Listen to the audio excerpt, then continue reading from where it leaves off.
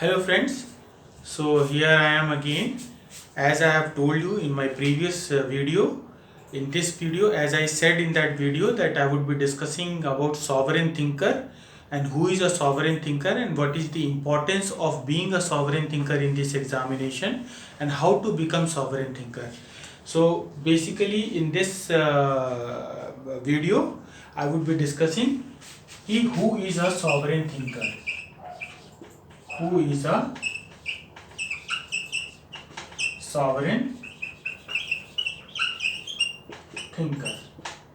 Okay, as you know, sovereign is a word which in Hindi literally means Swayambhu, whose parentage is not known. So it is like self-established. Okay, and sovereign is also a term used for state. State, that means when the state was monarchy, by Thomas Hobbes in medieval times. So basically, sovereign thinker, what is the relation of being a sovereign thinker in UPSC examination, and who is a sovereign thinker?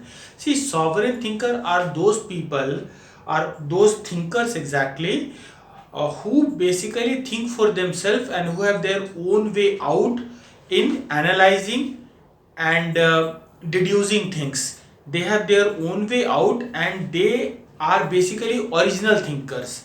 They do not have to depend. They know the concept. For concept, naturally you would have to study different books. You would have to study NCRTs and all the preferred books that is for this examination. But then after having studied those concept, you become self sufficient. So any applied portion comes, you do not depend upon anybody or any coaching institution or any other book, also not even on me, for basically applying those concepts in that particular scenario to come up with a viable answer. So sovereign thinkers are original thinkers. They are self-dependent. They are self-sufficient. Okay. So sovereign thinker, being a sovereign thinker is very important for this examination. Why? For the simple reason that it has been seen from time immemorial that UPSC people have always outsmarted coaching institution. No coaching institution can ever catch UPSC. Whatever they may tell you, we have like 80% of the questions have directly come, their direct definition is that if any particular word would also be appearing in your question paper, then they would say that the question came from my notes. But you know, only words repeating from those particular notes does not mean that they have deciphered or interpreted UPSC. It is for you to decide. You have known this thing. So if UPSC is original and every time it redefines itself, then naturally you also would have to become a sovereign thinker. You have to know the concept. You have to know the concept. For that, I am not telling that you do not study. You have to study NCRT books. But the application part of this concept, for application part, you do not have to depend upon anybody. That is you yourself in examination hall. Nobody can and nobody should and nobody will do that for you.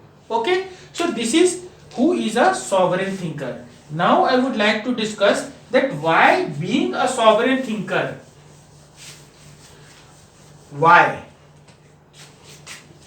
the why part, why being sovereign thinker is essentiality, is indispensable for this examination. I have discussed this in just like a few minutes back. UPSC is an examination which is like a one-to-one conversation with each and every student. You study whatever you study, but you have to frame your answer at that particular juncture, because see, in question, you know, and these things are very normal and ordinary, that there is a difference between analyze, elucidate, explain, critically analyze, critically examine. So everywhere the concept of the whole thing that you have studied changes depending upon the wordings of the question.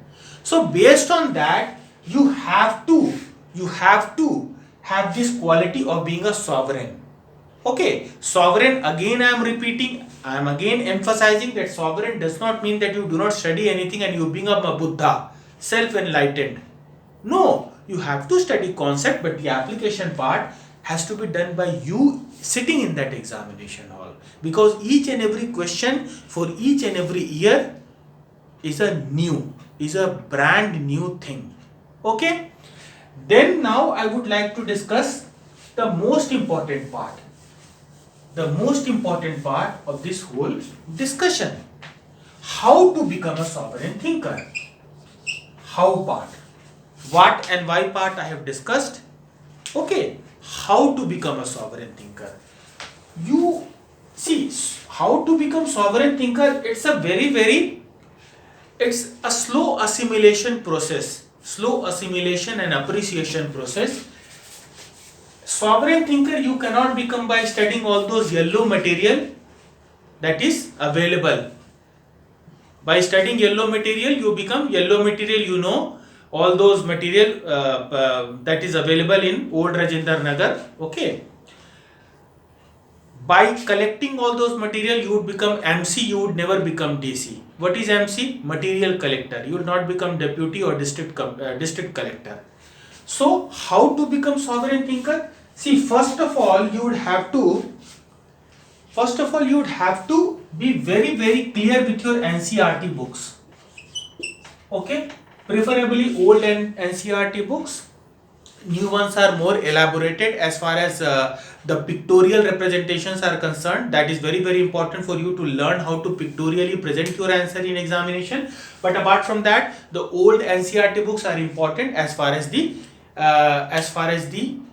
gravitas of the whole concept is concerned. So old NCERT books, people say 6 to 12, but you basically have to study from I have preference that you study from 11th and 12th books you study, and 9th and 10th are also preferably, like it is doable.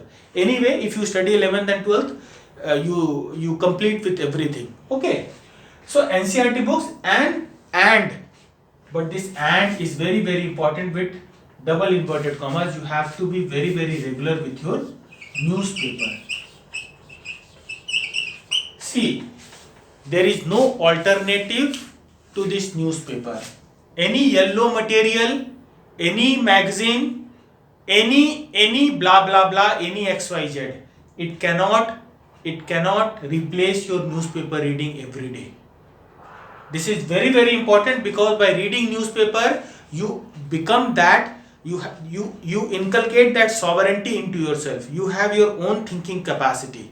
Okay, and how to read, what is the importance of newspaper and how to read newspaper, I would be discussing in my next class. So if you like this video, I presume that you like this video. Even if you do not like this video, then also you comment and subscribe to my channel and press the bell icon. Thanks so much.